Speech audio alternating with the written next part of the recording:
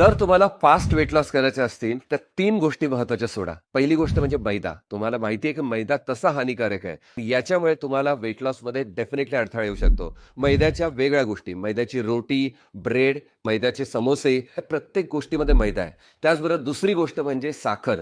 आता ही साखर तुम्ही फक्त चहामधून घेत नाहीत.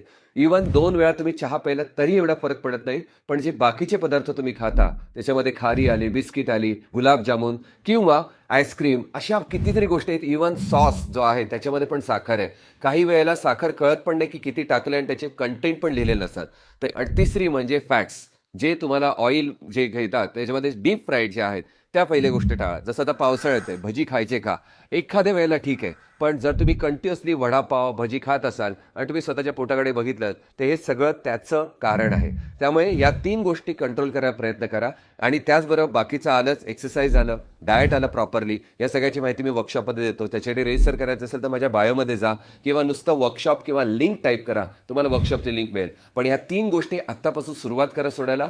सहज शक्य आहे. प्रयत्न केलात तर होईल.